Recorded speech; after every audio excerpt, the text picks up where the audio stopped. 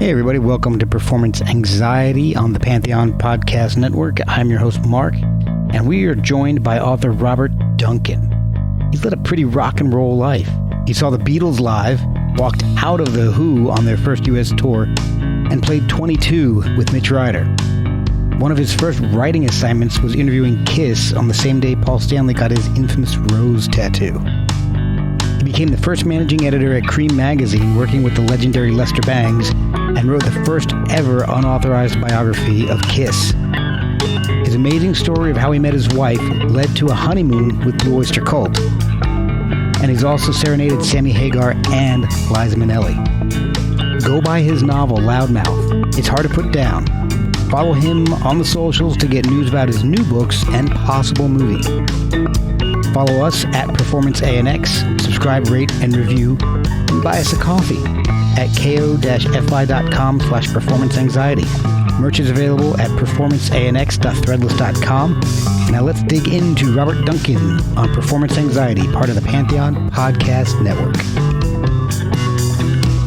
Hi, this is Robert Duncan. I'm the author of Loudmouth, the novel. I'm a former managing editor of Creem Magazine, which seems to carry some currency these days. I'm in that Creem documentary, so go watch that. But you can buy Loudmouth, my novel, in either paperback, ebook, or audio form at just about anywhere they sell books. And if you've never read a book, I'll read it to you on the audiobook. But I've had such a great time here on Performance Anxiety, which I have had no anxiety on Performance Anxiety. I've enjoyed it so much. And so thank you to, am I allowed to say thank you to Mark? Thanks to Mark, and I'm going to beg him to come back someday.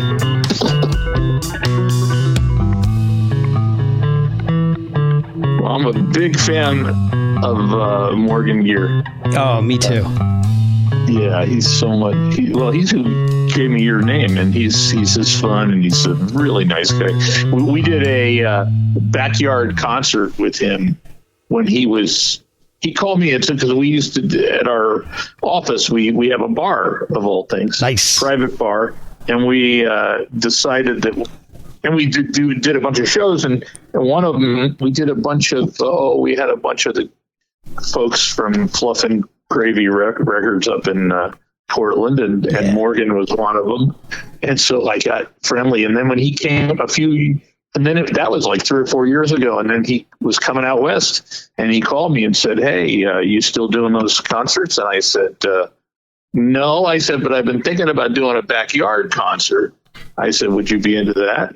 Yeah, he would. And he was, and he stayed for a couple of days, and we had a great time. Oh, that's awesome. Yeah, it was really fun. We got to be good friends. So. Yeah, he came. And people loved him, too. At the show, people are like, "Oh my God, this guy's so great." Oh, he is. He's really talented. And I got his PR guy got up with me and was like, "Hey, you want to interview this guy?" And I'm like, "Yeah, sure. Sounds good. I'll talk to anybody." So I reached out to him like the day before, the day of, and just because I had a question about something or other, and we just ended up. I'm at work, and we just ended up texting the entire day before we even got on the show. So, we got real comfortable with each other. And then about, I'd say a month later, I'm in Virginia, and he was coming up to Baltimore to tour. And I'm about 75 miles due west of DC, so I'm not too far from Baltimore. So he's like, "Yeah, I'm going to be at this dive bar in Baltimore. So, if you get a chance, swing by." I'm like, "Yeah, I'll make it." Definitely. So went up there and hung out before the show, grabbed a beer. He came up to the show. I took a whole bunch of pictures. I used to be a photographer, so I took a whole bunch of pictures, and we hung out for a little while after the show. And he's like, "Man," he's like, "this is," he's like, I could hang out with you all night, but I got to go to the next show." I'm like, "Yeah, I got like an hour and a half ride back to my house, so I probably ought to get going anyway." But we've been in touch ever since.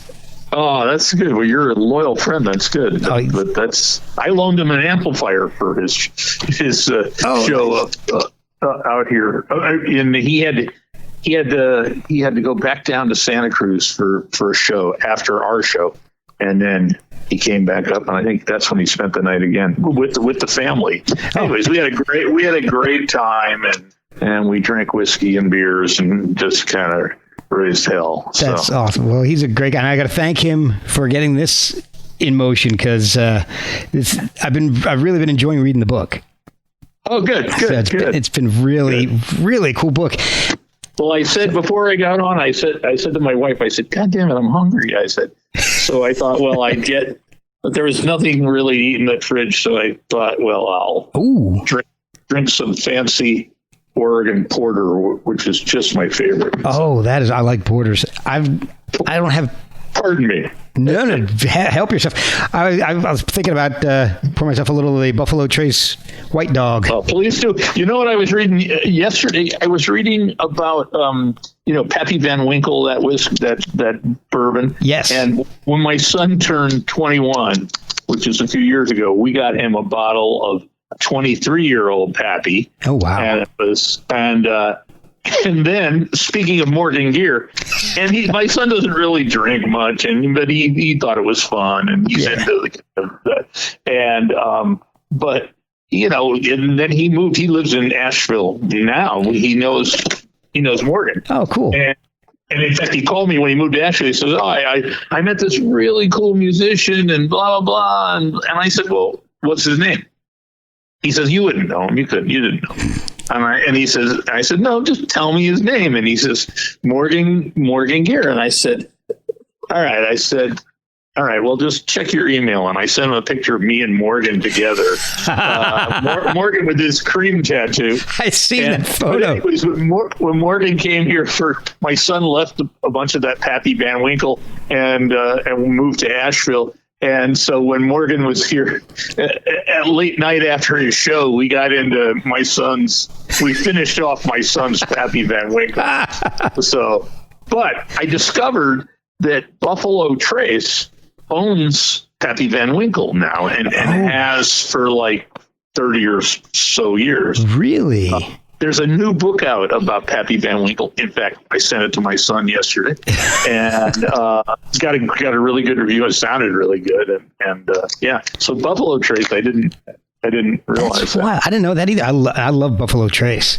Yeah, I'm sure I've had it, but I just don't remember. Oh, Pappy Van Winkle is fucking good. Though. Yeah, that's good stuff. I had I want to say over a year ago now, I had a chef on the show, Selena Tio, and she's awesome. She's been on Top Chef Masters and Iron Chef America, and what's her restaurant? It's in Kansas City. It's called the Belfry.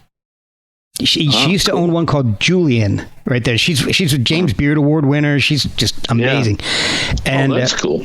If you ever get to Kansas City, stop by, because she has got a bar with 350 different types of whiskey. 250 of them are bourbons. Wow. So, well, my family's from the South, so we grew up drinking what was left over from our parents' bourbon when they went out for dinner after their cocktails. Yeah, go around and drink their thing. Well, so speaking of that, so tell me a little bit about. Obviously, you've written a novel, so it's not a memoir or an autobiography, but it is very autobiographical. Yes, there you go. That's why you're the writer and I'm the podcaster. Well, and memoir-y, so I get to, yeah.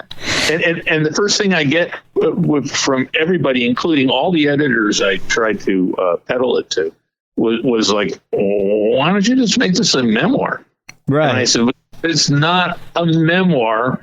And it is and the reason it isn't a memoir is because there's many reasons.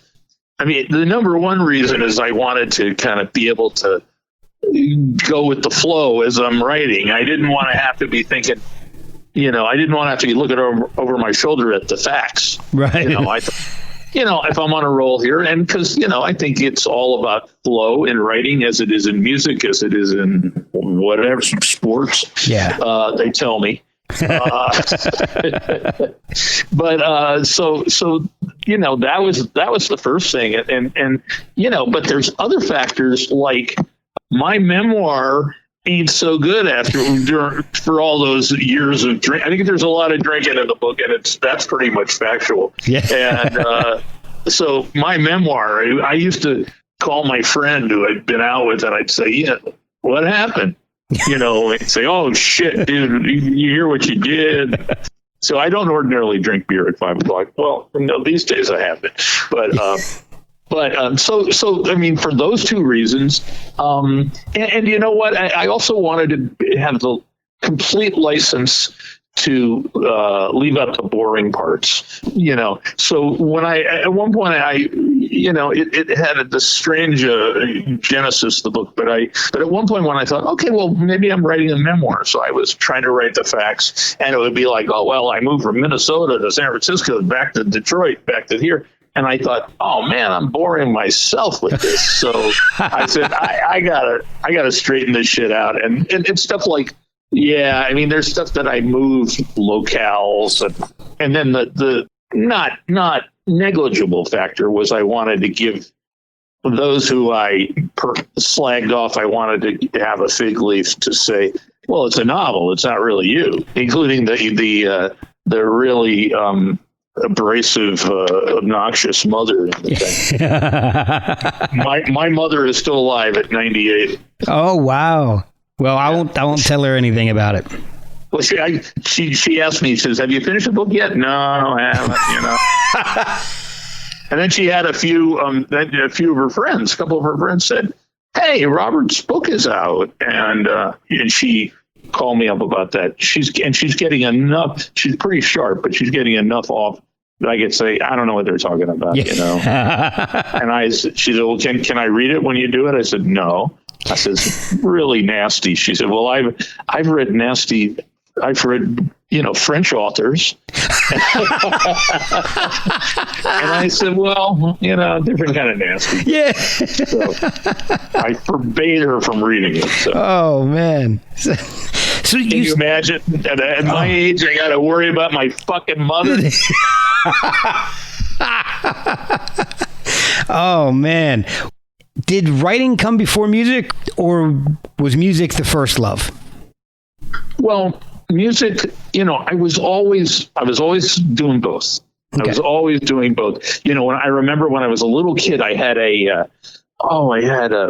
one of those kind of golden books, or it's one of those books. Mm-hmm. And it was somewhere second or third grade. And I was enough interested in writing that I started writing in the empty pages and of this golden book I had. Right.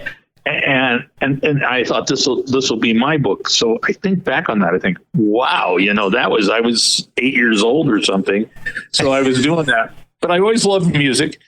So when I, got prepubescent, when I was 12 years old, sixth grade, I started playing in my first band, and I played, and I pretty much haven't stopped. The downstairs of my house here is a recording studio. Oh, wow. So, and I just, over the summer, I did the audiobook for Loudmouth down there. That has just come out as of this. Just fucking came out. It came out in Apple. It's going to be on Amazon and Audible and all that. Awesome. But somehow they've got the publisher said, they may be waiting for the print stuff to sell out. They want to, it's some politics of publishing, but sure. But it's now out as of a few days ago on Apple Books, so I'm excited about it. So I did that downstairs. Yeah. We used to recorded a bunch of records downstairs, my own and others. Oh, awesome. So somewhere out there is a Robert Duncan enhanced version of Pokey Little Puppy or something. Well, I wish I could remember what the book was supposed to be about. Yeah. Yes. So music has been a love of mine, and I did have in the book, the character has a grandmother who was an opera singer. I did have a grandmother who was a pretty well-known touring opera singer. Oh, wow. Not that I ever heard her sing, or, it was such a grim household that, they never had music on or anything. Oh, so, wow. I think my grandparents didn't have the most wonderful marriage, but anyway, so I was really into music, and then, and I had a much older brother who introduced me. He had Elvis blasting out of the dashboard of his hot rod. Oh, nice. Which scared the shit out of me as a little kid. And then, of course, I turned 12 when the British invasion hit, and I was completely captivated by the Beatles, then the Stones, and then the Kinks and everybody else. And eventually I merged I was always a good writer in schools. The only thing I did well at, I flunked math and arithmetic every year. And every summer had to do summer school. And but I was always a good writer, and when I at a certain point I started writing songs as well, because I think I started as a kid wanting to be a little older than 8 years old. But by the time I was in high school and college, I wanted to be a poet, and so and so then I became a songwriter too. So I've written a whole bunch of songs, and that was everybody's always like, man, those are good lyrics. I was like. So I had the two things going. So you were pretty young when you actually started playing out in bands, then, you're saying? Well, I was 12 years old when in our first band, when we played the school assembly. Oh, and we used to play, but anytime there was a dance, like, they used to have dances in people's basements and stuff like that. Yeah. And we were always the band. We were the only band in the grade school. So, same in high school, and we started out. It was slightly before the British invasion, so we started out playing instrumentals. We played the Ventures and all that shit, and then we graduated to playing Stone songs and music with lyrics.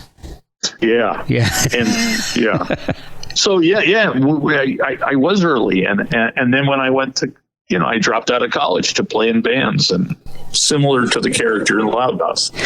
So speaking of the character in Loudmouth, he got a chance to go see the Beatles, you got a chance to go see the Beatles. That's so did he? Okay, I got to make sure I'm getting the things right. See, this is the weird thing. You know what? I get completely confused about it too. I'm like, oh right, that's me. That was the thing. I wanted to tell you that the book is really engrossing. It's hard to remember that it's a novel and not an autobiography. Well, there's another thing. When you read Jack Kerouac's On the Road, everybody knows that a certain character is Allen Ginsberg, and this is Neil Cassidy, and all the names have been changed. Yeah, but it's like I think, who cares? And I also don't think, modern young people who may not, I'm spitting out my beer, who may not ever read this, they don't give a shit, I don't think. No. No, not at all.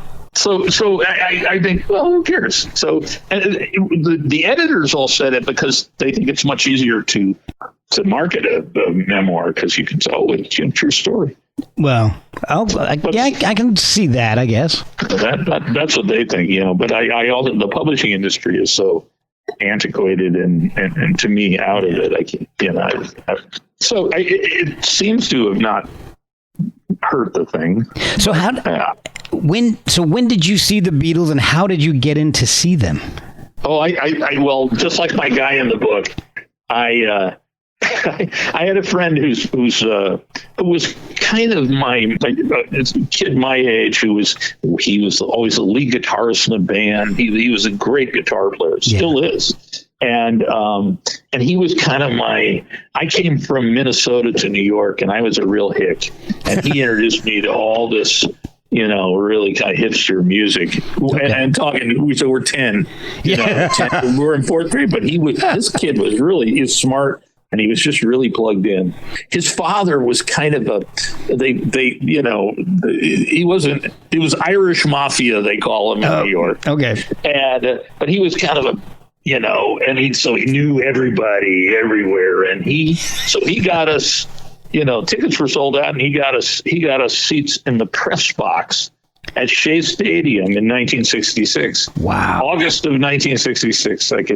So my friend and I, just like the characters in the book, I think it was our first ever dates. Yes. We took hey, you want to go see the Beatles?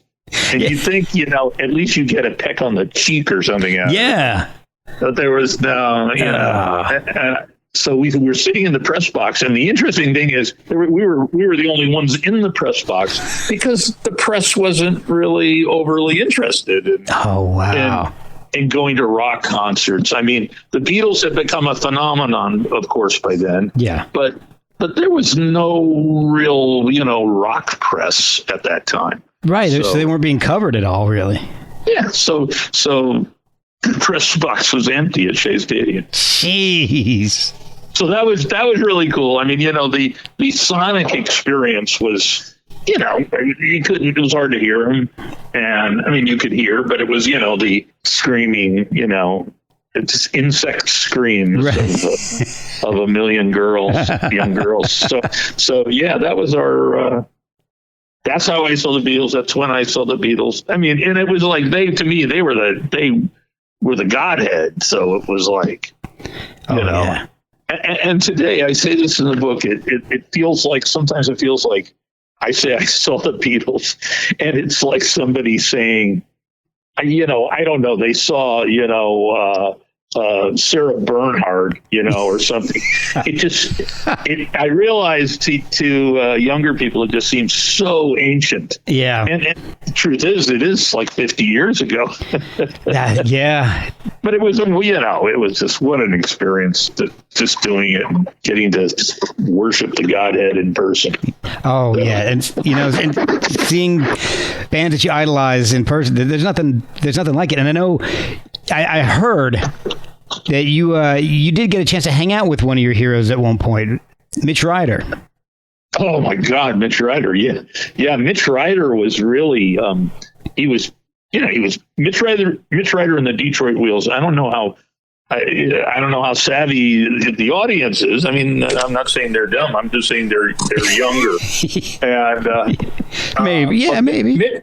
Mitch Ryder and the Detroit Wheels were just fucking great. He was called by some the king of blue-eyed soul, and he had just an amazing voice and an amazing scream. And he did Devil with the Blue Dress On, Jenny Take a Ride, and CC Rider, Sock It to Me Baby. And he was from Detroit, and at some point, by the way, he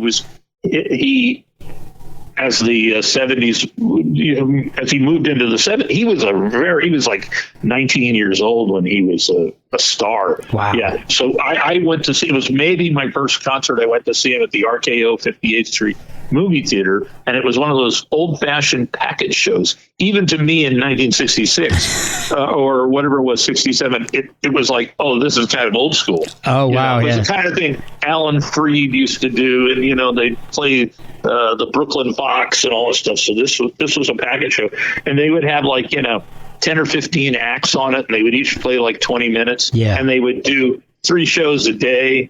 Yeah. And so we, we were 13, and we went to a matinee, and we went to see Mitch Ryder, and I remember standing outside the thing and kind of contemplating the other bands. Well, one of the other bands is Sam and Dave. We were big Sam and Dave. There was that band, the Vanilla Fudge, and they were kind of proto metal band. I like the Vanilla Fudge. Oh yeah. And I forget who else, but there was lots of great bands. And by the way, white and black acts. There was no segregation. Oh yeah.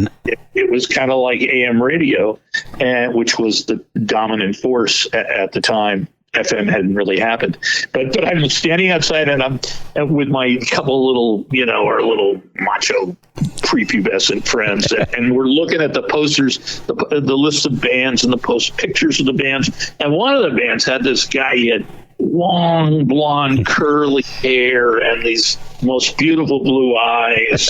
And this was the lead singer in this band, and I'm looking at it, I'm thinking, Oh, no fucking way! This guy, we had never heard of the band. They were from England, and it was just like that was offensive to our emerging machismo. Right. So we saw Mitch Ryder and Sam and Dave and all the bands we wanted to see, and then the last band to come on, I guess, was the Who. But we had walked out long before. So that was the Who's first performance in America, their first tour, as they did that package tour.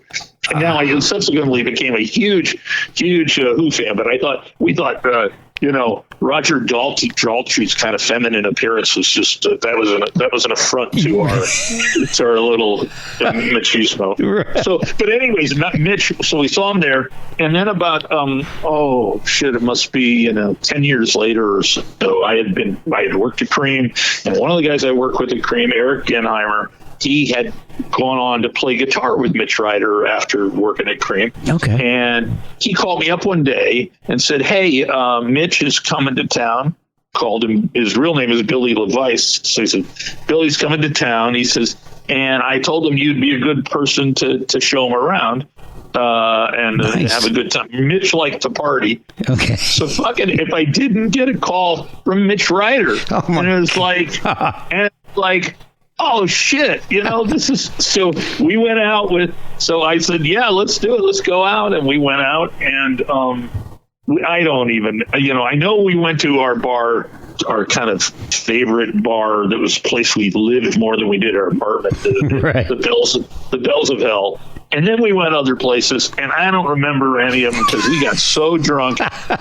But I know that we wound up at about 5 a.m. at a place called the Venus Social Club, and it was an illegal after-hours bar. Oh. And it was actually a literal dive bar where you had to go down steps to a basement. Oh, wow. And it was in the kind of the old section of Greenwich Village, the mafia section. There was all there was always a mafia social clubs and all that. So this was the Venus Social Club, and you actually had to knock on the door and say, in our case, you had to name the bartender you had come from. So Nick sent us, and they let you, and then they close the little thing and they let you in. Oh my gosh! And it has, so obviously it has booze, but it also has gambling. So, but the gambling was, instead of the 21 blackjack, they had a version of it called 22. So you had to get to 22 to win. And I'm not a math major, as I said, but goddamn, man, you can't imagine how impossible it is to win. It just fucks your odds up. And then they also had a Wheel of Fortune where they would spin it, and the guy's just got a little pedal under there. Yeah. He's just making sure you don't win. Right. And and you're so fucked up at 5 a.m. that you're disappointed when you have no more money for booze. But Mitch Ryder loved our night out so much. My childhood hero. He grabbed me in the middle of the Venus Social Club and said to me, "This is the greatest night of my life." And it was like, what more could you ask? Yes. What more could you ask? Oh, so, gosh. And the postscript is he came back about a year later and called me up and said, "Hey, let's do it again, blah, blah, blah, blah." And I'm like, I had a book contract at the time for a book called The Noise. And I'm like, "Oh, dude, I'm past deadline for my book, and I just really can't." And I turned down my childhood hero, and he never called me again. He was. I think he was irritated. Oh, he was done with you. Yeah, and I loved him so much. And we had the great time that night we went out. So that was my encounter. Yeah, that was my childhood hero. We'll be right back after a word from our sponsors. So at what point did you decide to go and pursue writing professionally instead of music? Well, and by the way, eventually Mitch Ryder, as the 70s wore on, I was going to say, was managed by Barry Kramer, who the publisher of Creem Magazine. And in fact, at the very beginning of the Creem documentary, which if you haven't seen, it's really good. There's some vintage black and white footage, and they're going around the room. It's the Creem offices, and they're going around the room asking people, who are you and what are you doing? It was an old news footage. And they come to this guy with long hair and a mustache, and I forget if he had a beard, but he says, "Oh, I sell drugs downstairs."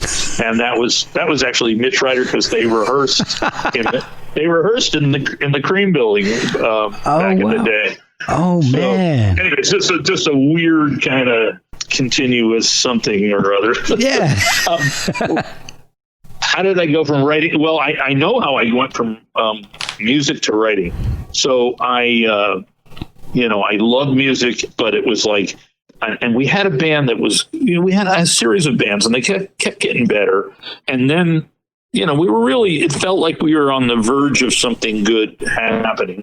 And then, as always happened, the guitar player would quit. Oh, my girlfriend doesn't like me doing this on the weekends or whatever. And so the band would always kind of implode, and there'd be a few survivors, and then you'd try to find other people. And so, the umpteenth time this happens, and at this point, I'm like 20 years old, I guess. And at the umpteenth time this happens, I'm like, fuck this shit. I'm going to go do something I can do without bass players or guitar players or anybody else, just me. Right. And I thought, well, what am I going to do? And I thought, well, I've always been a good writer. And, they say you should write what you know about, which I now know is bullshit. But at the time, I didn't know anything. So I thought, well, what do I know about? Well, I know about music, which is also bullshit, because I discovered that I didn't know a tenth of what some of these guys, like, some of these great rock writers knew. But that's how. And I moved and I left New York. I said, I'm just going to start again. And I went to California, and I stumbled on this guy. I was looking for an apartment. I met a guy named Ed Ward, who was one of the original Rolling Stone editors. Yeah. And that's his whole story in itself. But, and he eventually gave me an assignment. Oh, man. So what was that assignment? My first assignment from Edward. Oh, I think it was actually, he was, at this point, he was freelance, and he was the West Coast editor of Creem. Okay. And he was also the book review editor for San Francisco City Magazine. And he cobbled together all these freelance jobs to make a living. And so I think my first ever, published piece was a review of a book, Thomas McGuane's 92 in the Shade. Oh, wow. And then I think the second thing I wrote for the same magazine was just kind of a little flavor piece about, I went to a kind of local small rodeo, and I wrote about that. But then Ed he had me go interview, shut up, I can't, Earl Scruggs. Cool. the famous, innovative banjo player who basically just changed banjo, which sounds like a joke, but it's not. Right. And so I interviewed him, and I think that was the third thing I wrote. So that was interesting. I mean, he was actually not really a very forthcoming guy. He wasn't, he was really? Kind of a shy, quiet guy, and it was a boring interview. But, and then one of the early things I also did, Ed put me onto freelancing for Creem, and he got me. They wanted somebody to write a story about this new band. They were an opening act at the time, and they were coming to San Francisco for the first time.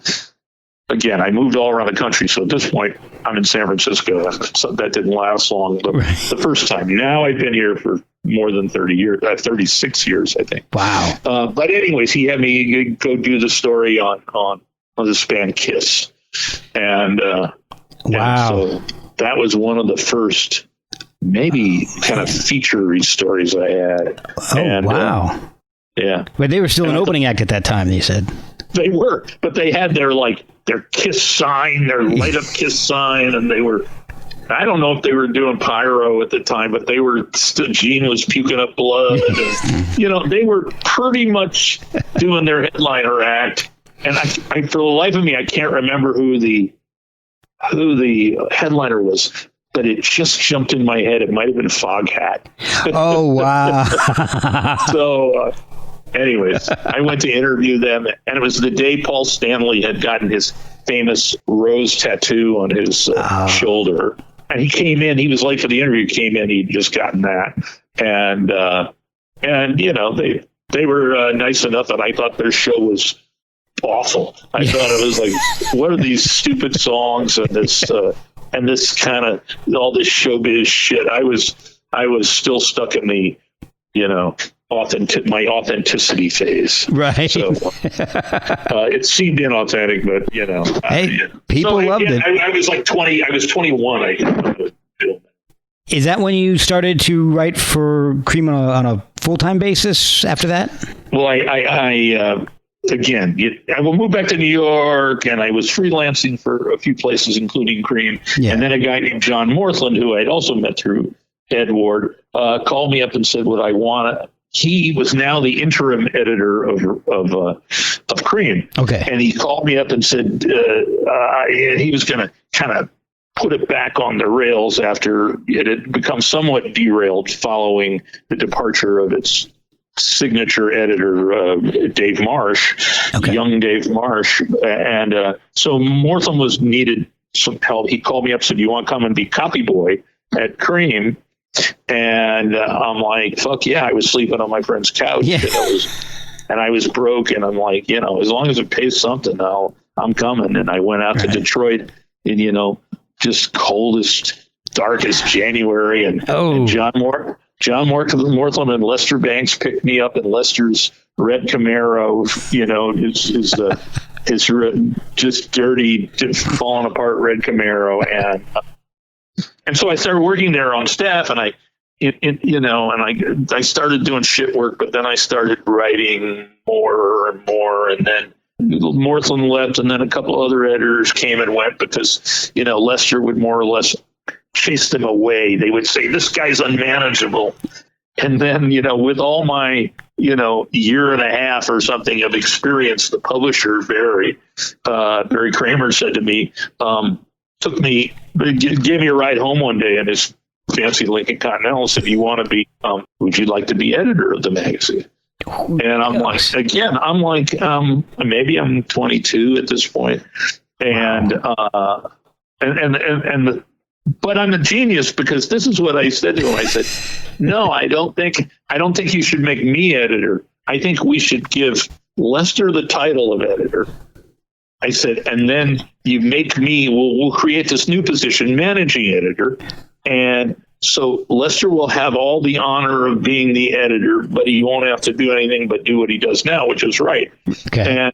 And I'll manage all the shit, which Lester was not going to be capable of. And I'm not exactly a great manager, but I was a great manager of people. I understood psychology. I mean, I just had it. I didn't study it. I just it's an innate thing. People, and people enjoyed hanging with me, and I enjoyed hanging with people, and so I became managing editor. Lester was editor, and it worked like a charm. Lester and I were really close, so it just worked like a charm. And Lester never, and I would edit his copy and everything. That was my meteoric rise. From copy boy to managing editor. To me, even. Yeah. So yeah.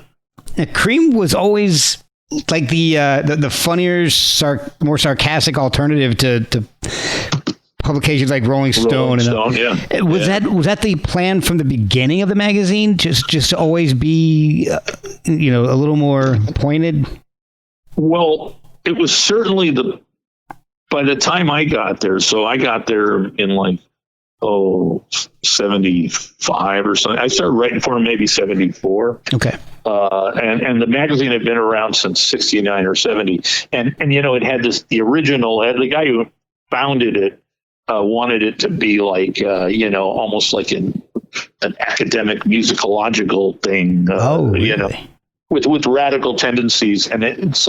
But Barry bought him out and then somehow found Dave Marsh, and Dave Marsh wanted to make it political. So Dave Marsh was, he was like a White Panther, the group in Detroit, which was the the young white hipsters who supported the Black Panthers. Right. They were their own kind of revolutionary group, would be, and that was the MC5 were the band for the White Panthers and John Sinclair and all that. So Detroit at that time was very political. And, this is the time of when the what we called riots at the time, but we might call a rebellion now. And there was all that when they burned Detroit down, a lot of it. Yeah. And so it was a very political scene, and the auto industry was just starting to hit the skids. Yeah. And so under Marsh, the magazine became much more political. Okay. But Marsh hired Lester, and Lester was, really making fun of everything, that total iconoclasm, right? In a satirical way was really Lester's personality and influence. So it was absolutely the case that it was distinct from all the other music magazines, and that's why it called itself America's only rock and roll magazine. It was distinguishing itself from Rolling Stone, which had kind of moved off into putting movie stars on the cover and had definitely lost whatever edge it had at the beginning.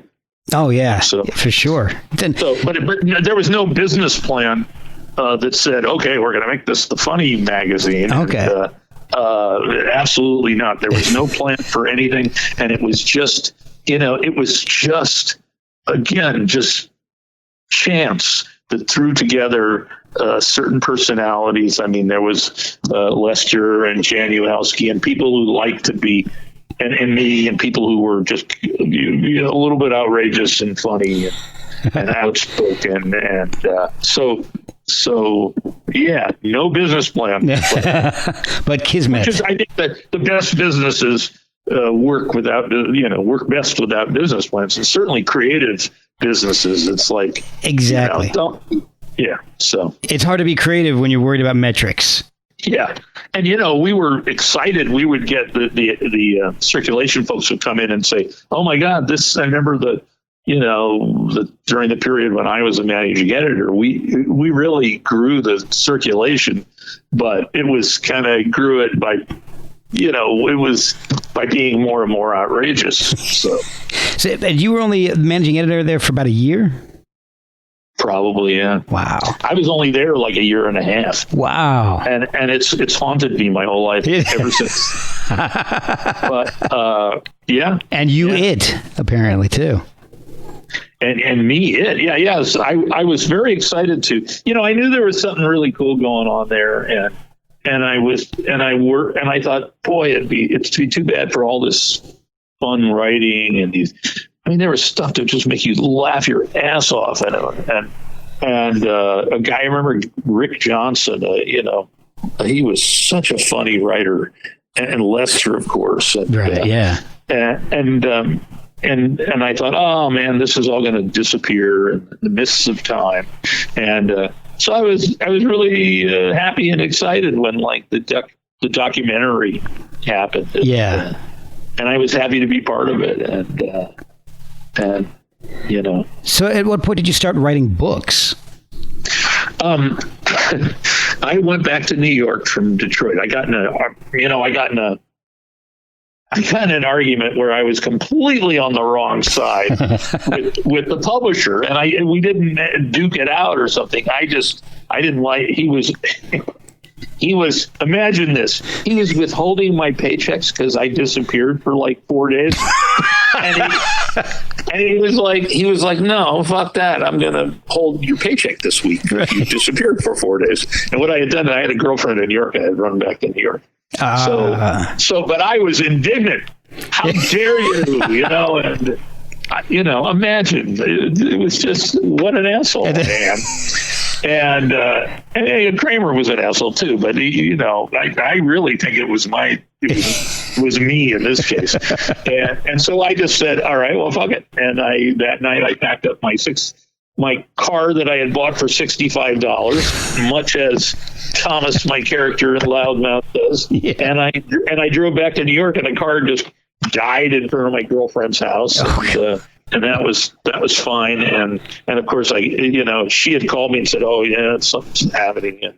And of course, I got back there, and she was with another dude. So I was like, "Fuck!" I just threw away my job, and it was a damn good job because you had a lot of freedom. Oh yeah, and a lot of creative, ferment. And yeah, exactly. So I went back to New York, again, back to living on couches and stuff, but people started tracking me down, and like Paul Nelson from Certain was a great writer and kind of a famous guy in rock circles. Gave a start to Dylan, in that he gave Dylan all these folk records that Dylan then devoured and regurgitated. But anyways, he called me up and said, "Hey, people seem to like my writing." I didn't personally like my writing, but I thought I was way not there yet.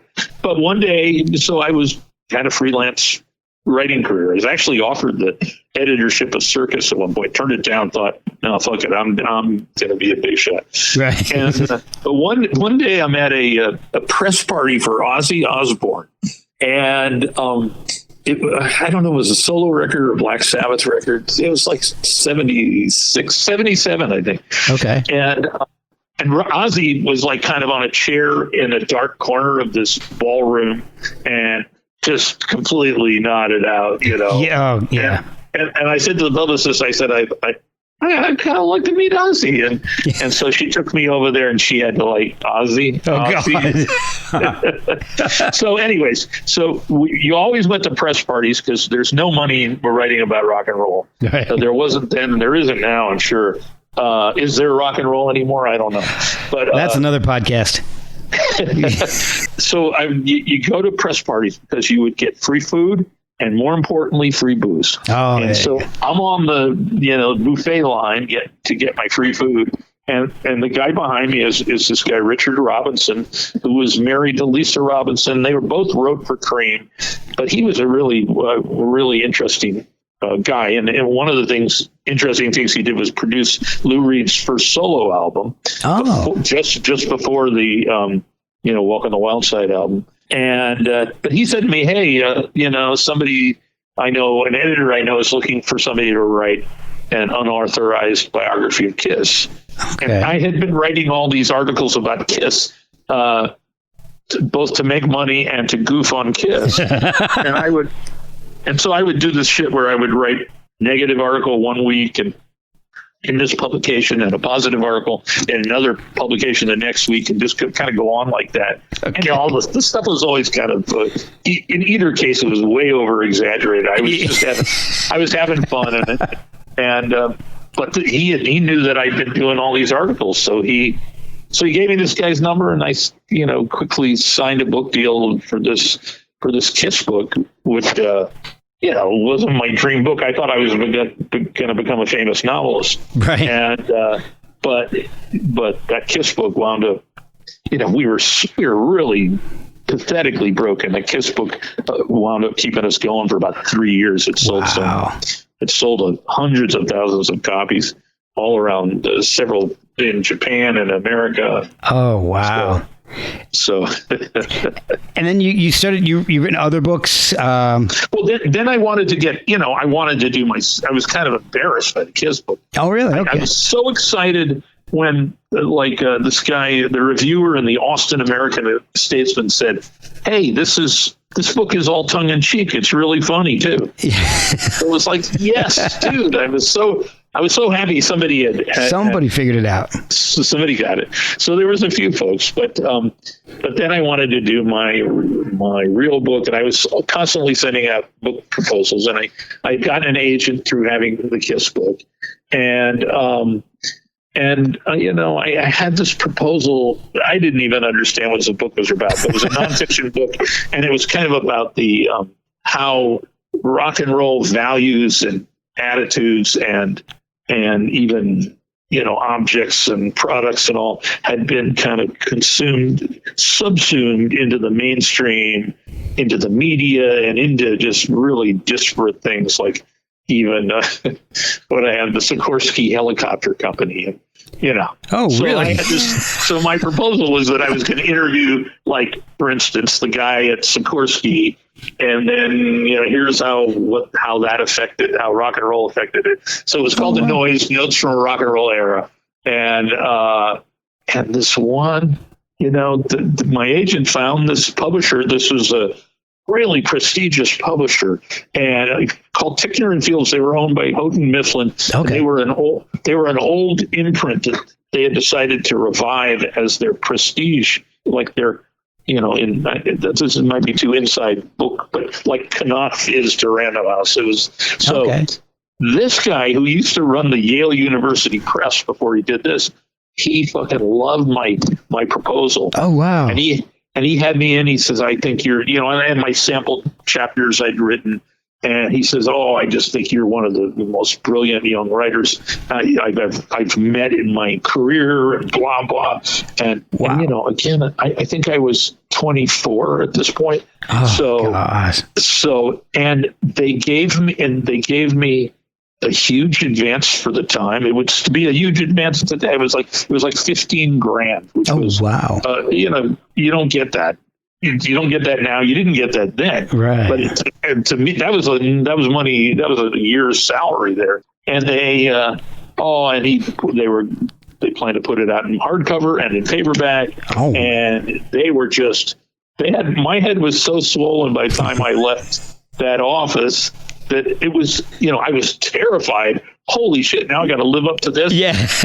and I was, and also swollen ego, and it was just guaranteed that book was going to fail because it was like I was going to hit for the fences. I'm going to be fucking famous writer now, and all that, and well. That's exactly the way you don't become a famous writer. So the book did eventually come out, and I could, by the time it took me 3 years to write it. Oh, wow. But it was supposed to be done in a year, and the publisher got mad and wanted to, he wanted to not give me the rest of my advance. And this is how cheeky I was. And I think, wow, what balls. I said to him, well, I think you should pay me 3 times as much because I took 3 times as long to do it.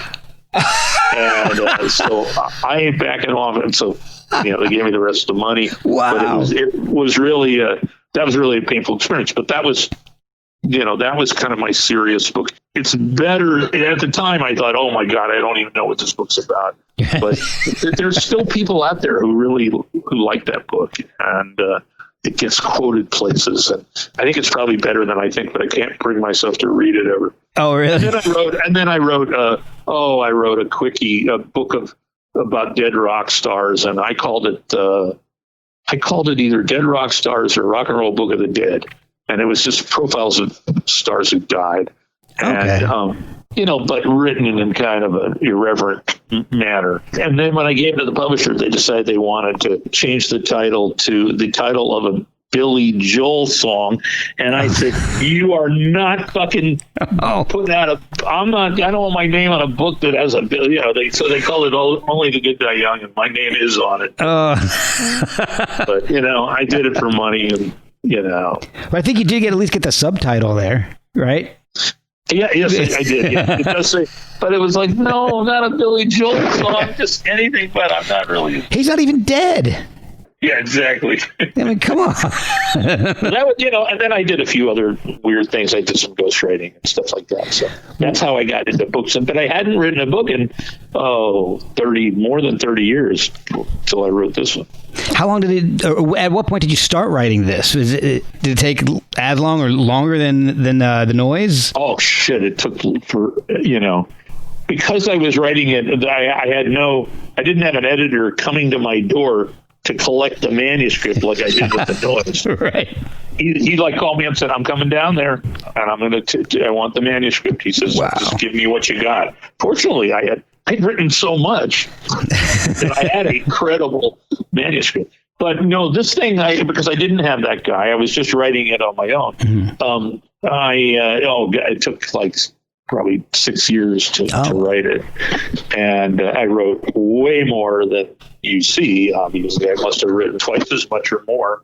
And I didn't even know what I was writing. I wrote a story about this, and it's in the online publication Lit Hub, which is literary kind of a thing. Yeah. And they said, "Oh, right. What was one of the experiences that shaped your book?" And I assumed that they were kind of fishing for me to write some rock star stuff. And but instead, I told them the truth, that the book started when I was walking out of my apartment in San Francisco one day, and a guy jumped off the 22-story roof and, landed next to me and completely traumatized me. And then I kind of started doing my own therapy. I'll send you the story. I'm really proud of it. Yeah. But I started doing I couldn't sleep. I was, I was really just really damaged. And I just started writing, and I wrote for 13 months. And then at the end of 13 months, I thought, man, I feel better. And but I was writing like a maniac. I was writing at work. I was writing at nights and weekends. I was just like, You were Lester bangsing it. Exactly. And after 13 months, when it kind of seemed to subside, and I realized it was some sort of self-therapy. I really had been traumatized by this.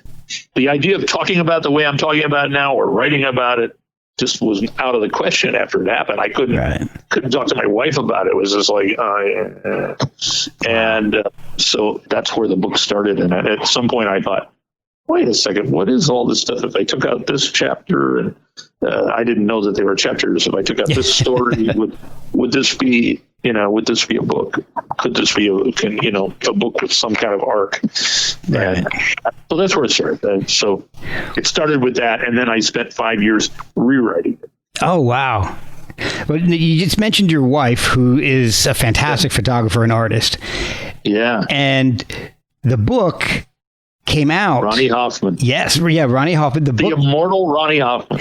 The book actually was released and came out on my 19th wedding anniversary, October 6th. No kidding. Yeah. Wow. Well, happy anniversary. Thank you. That's I appreciate it. That was my present to you. You didn't get that? The note wasn't in the book, but I kind of figured. Dude, it must have fallen out. I'm sure Morgan mentioned something about it. Yeah. But you have a really interesting story about how you met your wife. Oh, yeah. Ronnie and I, who have been married like about more than twice as long as you. I had come back to New York from Detroit, and this girlfriend had thrown me over, this girlfriend I came back to be with. It was like, what the fuck? Right. So I was in bad shape. So a couple of my friends said, a group of guys said, well, let's all go out drinking. And so we went to a bar called Jimmy Days in the Village. It's on West 4th Street, positively 4th Street. There's always the rock and roll connection. Yeah. And one of my friends was explaining to me in that kind of drunk logic way. He said, you know what you need? This is the big revelation. You know what you need? No, listen to me. You know what you need? And this is in the book. I expropriated it for the book, but he says, you need to find a new girlfriend. Was his big, that was it. Yeah, he was a genius. Yeah. But I said, dude, God damn it, you're right. You're and within moments, there was two girls walking past the window outside Jimmy Day's bar. And I spotted these two girls, and I said, and I found one of them, as kind of seemed interesting.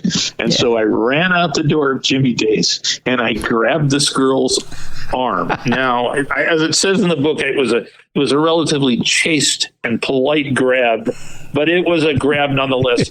And I would be in a Me Too dungeon right now if I did that today. But so I grabbed this girl, hey, girls, and she said, get your hands off me. And they kept walking. So I walked backwards for blocks because I'm just a crazy obsessive dude, Right. And I walked backwards. I'm saying, where are you girls going? Let me buy you a drink. Come on, blah, blah, blah. The other girl was she was wearing a cut-off blue jean jacket, and she was all really muscly. And she had she had just gotten a tattoo on her forearm, that all encircling kind of most of a sleeve on her forearm. Oh, wow. And at this time, and it was just right out of the tattooist, I found out later. But at this time, tattooing was illegal in New York. In New York City, it was, if you can even imagine, and tattooed women were real. That was for the circus. Right, yeah. A girl with a giant tattoo, and she was tough. Yeah. So I'm a little intimidated by her, but her friend was much more kind of neither of them were paying any attention to me, but right. But her friend was more, I found her more appealing. And so I'm backing up down the street. Where are you girls going? Let me buy you a drink, blah, blah, blah. One of them, not Helen. Helen was the one with the tattoos. Okay. And but the other one said, oh, well, we're going to the Bottom Line, which was a big club in New York. Yeah. It was a famous nightclub, and all these rock acts would, that was kind of a showcase place. And so I said, you going to the Bottom Line? I said, I said, who are you going to see? And they said, this was all halting conversation, but she said, we're going to see Elliot Murphy. Elliot Murphy, I don't know if you know him. Yeah. He's now doing concert. He lives in Paris, and he now is doing concerts for the quarantine era, and it's kind of interesting. Oh, cool. But Elliot Murphy was what they called a new Dylan. He was going to be, he was one of the guys that the press had anointed as the next Dylan. Right. Yeah. And so he was, more or less a folk singer, or at least that's what they had done with him. But he, he was on RCA. I knew of him because Ed Ward had taught me a lot of stuff about music and had played me Elliot Murphy records. Okay. Back when he had started, like I said, when I said I knew nothing about music, it was Ed Ward and John Morthland, and then Lester Banks who taught me everything. And so I knew Elliot Murphy. So I said to the girl, I said, and I knew Elliot Murphy since I'd been at Creem. I knew all the publicists, and I could get into all the clubs free. And it was just, so I said, shit. I said, I can get you in free. I knew he was on RCA. Yeah. I said, I can get you in free. And this girl said, well, we're already getting in free. Oh, what the fuck? Just stabbed in the heart. It can't win. And so I said, well, why are you getting in free? And she says, well, Helen is a singer. And she went under the name Helen Wheels. She actually wrote some songs for Blue Oyster Cult. Oh, wow. She went out with Albert Bouchard for a while. Oh, former guest. Yeah. Well, Albert knew that. And then she says, and I'm a photographer. She's a singer, I'm a photographer. And I go, you're a photographer? I go, and how many people are there in New York, right? And how many, there's 8 million people in New York. There's 4 million women, and, 2 million of them are photographers. So, right. So I said, well, you're a photographer. I said, well, what's your name? And she said, Ronnie Hoffman. And I said, Ronnie Hoffman? I'm Duncan from Creem. I sent you a check last week, which was one of my duties as managing editor, was to send out the checks. And I go, so then after about 20, 30 minutes of being away, I got the girls to come back to the bar with me. Oh, wow. We all had drinks, and then we went to, that was Ronnie and I and Helen Wheels and another one of my friends. We went to see Elliot Murphy at the Bottom Line for free. And I got thrown out because I was being a loudmouth at the bar. I was trying to impress the girls, and I'm I don't know, whatever. I'm drunk. And I'm right. Yeah. So eventually, Ronnie said, well, I was having trouble walking. So she says, well, you can come over to my place. It's not far from here. And so she helped walk me there, and things led to things. And I woke up the next morning, the phone was ringing in Ronnie's apartment. Okay. And she goes and answers it. And and it's our mutual friend, John Morthland. And he's calling her specifically to tell her, he said, this guy came back to town to New York from Creem, from Detroit, Robert Duncan. I think you would really like him. And she said, he's right here. So that's the story. And I changed the names in the novel, but I didn't. But the story's, that's the story. That is an amazing story. I love that. It was amazing. Yeah. And we've been together for forever. And you guys were married and went on a honeymoon with Blue Oyster Cult.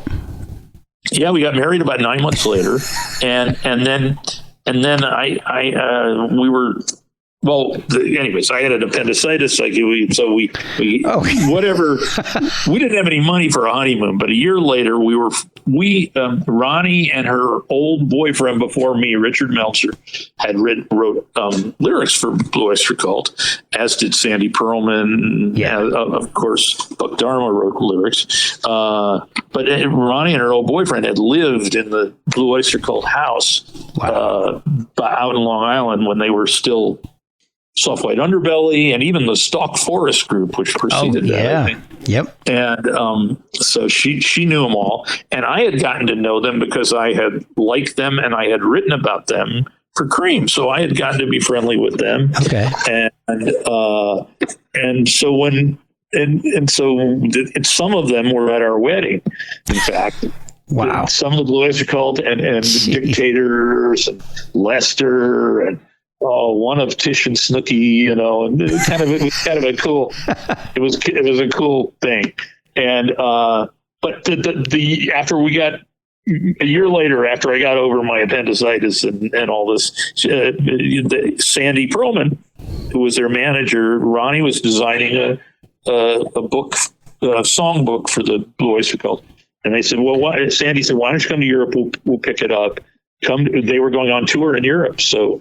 We went to Europe for a month with the Blue Oyster Cult, and 2 weeks of that was with them. And then Sandy gave us the rental car and said, "Here, you can just take the car and go wherever you want." Wow! We became very good friends with Sandy, and before he died, we became his conservators. Oh, because wow. he had an aneurysm and he was incapacitated. Yeah. So I mean it's amazing to me so we knew Sandy for 50 years or something. Wow. And the Blue Oyster Cult. So I've known the Blue Oyster Cult for 40 years. And, oh my gosh. In fact, I've been communicating this week with Buck Dharma about some stuff, and we saw Albert a few years ago. Oh, that's awesome. And we had we had a memorial service for Sandy Pearlman when he did die, which was about 3 years ago. In our bar at our, we have this design and ad agency, our company, and Albert came and played, and awesome. Greg from the Angry Samoans. What's his name? Greg Turner. Yes. Greg Turner from the Angry Samoans. Angry and Patti Samoans Smith and Lenny Kaye. Patti Smith and Lenny Kaye. And we had there's maybe 50, 60 people in the room. That's what the room holds. And there's Patti and so anyways, yes. And the Angry Samoans. And the Angry Samoans. Yeah. Those guys are great. They're great. He's great. Yeah, Greg Turner is great. So, anyways, yes, we get deep, long history with the Blue Oyster Cult. Oh man! I mean, Ronnie designed one of their album covers. That's right. Spectres with Godzilla on it. Yes, which was the lyrics of that were inspired kind of by Patti Smith. Does she have a song on it? Well. She was supposed to. Sandy, from what I understand from talking with Albert, was that Buck and Patti were supposed to get together to write something with Godzilla, but she had to go on tour or something and couldn't. So he ended up. They wanted to write a song about Godzilla. They thought it'd be a great idea, and she wasn't available, so he ended up doing it anyway. But I remember, we became very close with Sandy Pearlman, who. Manager, lyricist, producer for the Blue Oyster Cult, and basically kind of the Svengali who cooked up the name of the band comes from a poem he wrote. Yeah. And I remember that Sandy came over to our apartment the night he was working on Spectres, and he said, "Oh, I just bought the rights to use Godzilla as a song title on the new album." And I said, "Yeah, well, how much do you pay?" He said, $10,000. I'm like, $10,000? What the fuck? In 1977, that was a lot of money. Yeah. Or it seemed like a lot of money, but I just like, really? And I wasn't into like campy monster movies and all that stuff. Ronnie is. Yeah. And I'm like, I just like, whatever, dude. I said, you're crazy. And, so he wasn't.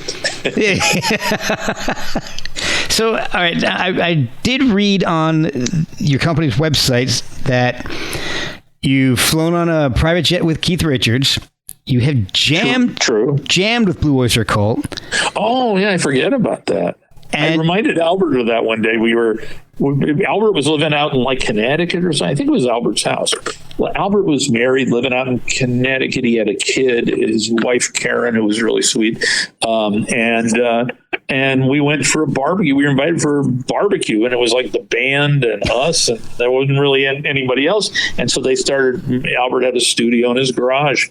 I'm pretty sure it was Albert's house, and they started playing songs, and I just started singing, and they were like, "Wow, you're a good singer," which I was, still am. Yeah.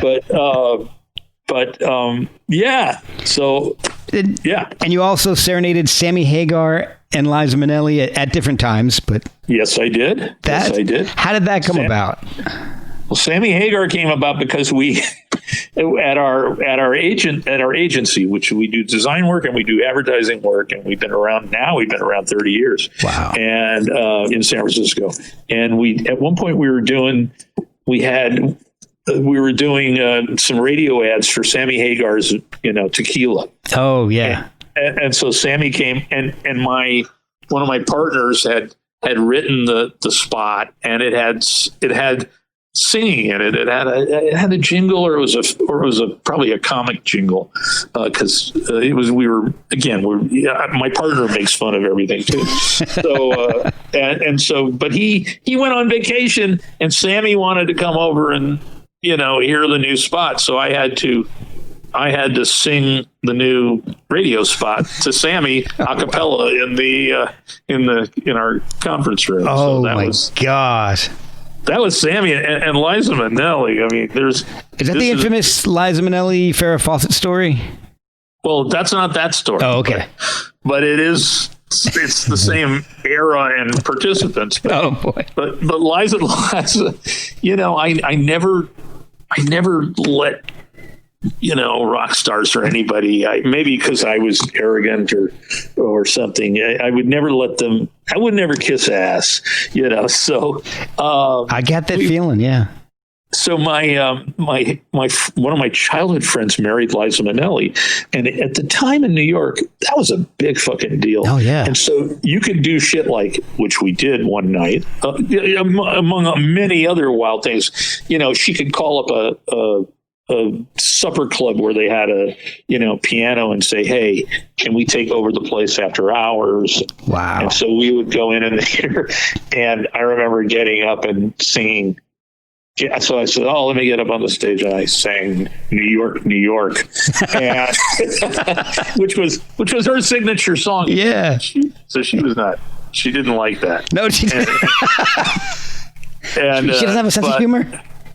Yeah, she did, but she actually did. She was nice, plenty nice to us, and it was the the height of the cocaine epidemic in New York, and so it was like. They were always coked up.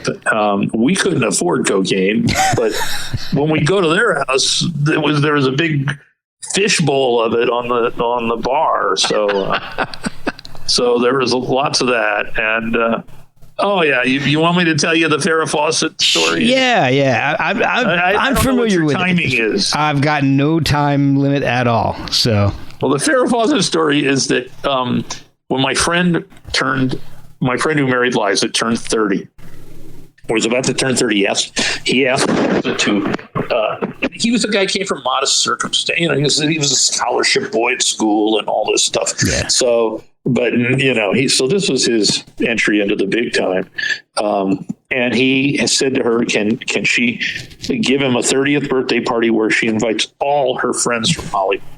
Right. Okay. And so, of course, Liza Minelli, who's the daughter of Judy Garland and Vincent Minnelli, knows everybody in Hollywood. The director, Vincent Minnelli, knows everybody in Hollywood. So, and we were invited because Ronnie and I were together, and I was his childhood friend. I'd known him since 6th grade or something. Okay. And so we went to the party, and it was like fucking just unbelievable. You know, here comes Lucille Ball. It was only a few months before her death, but who has Lucille Ball at a party? I mean, it's not like, it's I Love Lucy. Yeah. So here comes Lucille Ball. And then at another point, I discover, oh shit, that's Gregory Peck. This is in her New York apartment, and as you come in, there's a portrait by Andy Warhol of her mother, Judy Garland. And, it's just all sorts of shit like that. I think Andy Warhol was there. Martin Scorsese was there. At one point, and it was lots of drinking. I mean, for me, lots of drinking. And so I was just raising hell. But at one point, I'm talking to Harvey Keitel, the actor who was in a lot of Scorsese movies, and he was in Pulp Fiction. Mr. Wolf. Mr. Wolf. And so I love Harvey Keitel. So I'm chatting with Harvey Keitel over here, and over here is Meatloaf. Do people remember Meatloaf? Yeah. So Meatloaf, and we're just chatting, and Meatloaf's wife, and we're just chatting. Mrs. Loaf. Mrs. Love. So I don't remember what her name is, but it was funny. The Meatloaf is I guess trying to lose weight, or is supposed to lose weight because he was a pretty hefty guy, right? But he kept scarfing hors d'oeuvres off the tray as it passed, and he was just scarfing them down. And his wife would do. I think his name is Marvin. I think so. Yeah. Marvin. And she'd slap his hand and say, "You're not supposed to do that," and slap his hand. And this was just cracking me up. Yeah. Big old Meatloaf, his wife is slapping him down. And so that was that's just a flavor of it. At one point, a young teenager went through the party, and I'm like, "What the fuck is this?" And so I'm checking him out, and I realized the teenager is, he's got dark hair, and he's got stage makeup on, and I realized it was Al Pacino. Oh my God. So Al Pacino looked like a 14-year-old boy. He's so little, he's short and he's petite, and he just looked like in his stage makeup, I thought he was like a 14-year-old boy. He'd just come from being on Broadway. So I thought, I was like, wow. And my wife says, wasn't Michael Jackson there? But I don't think so.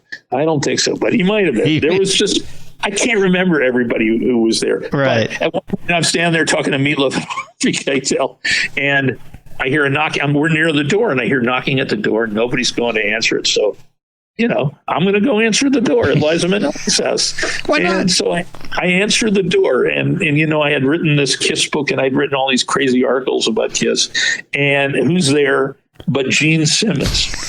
And now, I can only imagine his horror. Because he's going to, the A+ Hollywood party of all time, right, in New York City, and here's me, this guy, this punk ass guy who's been making fun of him and all this shit, and so he points at me. And I point back at him, and so eventually he says, "Well, let me introduce you to my date."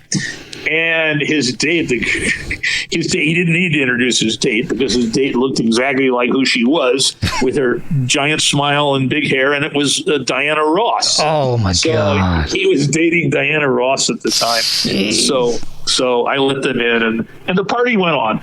And again, I can't remember who the fuck was there, but any Hollywood person you can think of was there. And so, it rolls around 5 o'clock in the morning. Again, there's a pattern here. I'm still drinking at 5 o'clock in the morning. Yeah. And finally, my friend Mark, it's down to me and Ronnie and Mark and Liza and Farrah Fawcett is there. And Ryan O'Neal. And I'll tell you that at one point I was cruising around the party and I just went into Liza's and Mark's bedroom, and there was Ryan O'Neal sitting in a chair in the bedroom, and he had the biggest mound of cocaine you've ever seen on the table next to him. And I said, "Oh, hey Ryan," I said, "Can I have some?" He says, "Don't have enough, sorry." Oh, you prick, And although as somebody observed recently, they said, you know what? By the amount of cocaine that man consumed, he probably didn't have enough. But I'm telling you, it had topographical features. This mound of cocaine, and so anyways, at 5 in the morning, it's down to Farrah Fawcett and Ryan O'Neal are there.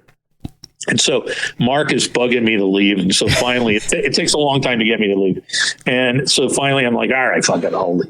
And I said, but I got to get my jacket. And I'm looking around for my jacket. I can't find my jacket. So now I'm making kind of a show out of not finding my jacket. And I'm yelling, who stole my fucking jacket? Blah, blah, blah. And it was just, it's just it was just a black windbreaker, nothing jacket.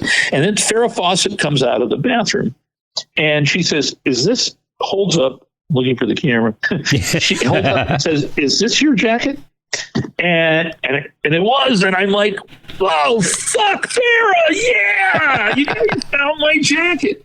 And so I should explain that when I was a kid, I went to summer camp and I was certified as a Red Cross Junior lifesaver. Okay. And the last thing you had to do to pass your certification is carry this big greasy man who was much heavier than you out of the lake. Imagine you saved somebody. Right. So I learned this fireman's carry from junior life saving, and then as I got older, I started to apply it in bars. So I would go find the biggest person in a bar, and I would say, "Hey, let me pick you up." And I was, at the time, I was skinnier, and I wasn't a big muscle man, but I was. So I would pick up big people, and I'd run around the bar, and that was my bar gag. Oh, yeah. And, so it turned into. So I ran to Farrah Fawcett.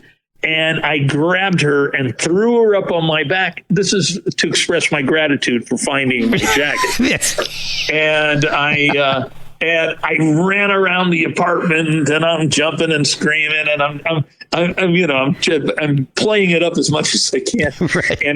And Mark is saying, "Hey, dude, come on, give her back," and all this. Give her back.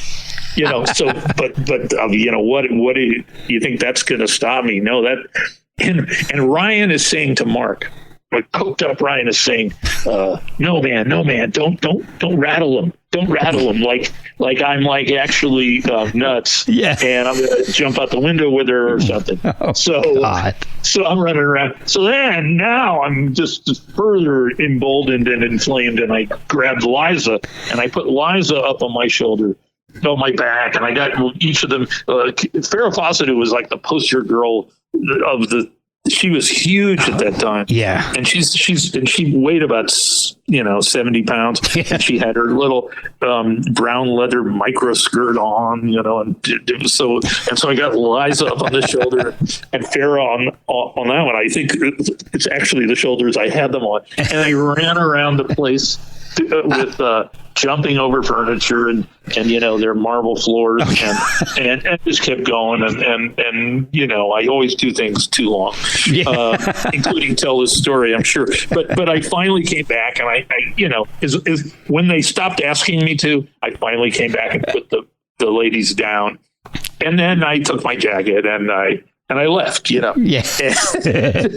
And then the PS on this story is that about, maybe 6 weeks later, we weren't invited to that much at Liza's house after that, but they were having a dinner for somebody, or birthday dinners at a kind of casual restaurant on the Upper West Side, and they had like 12 people, and everybody was there. Robin Williams was there, and wow. I remember Robin Williams arrived, and he was like there's like a bush in front.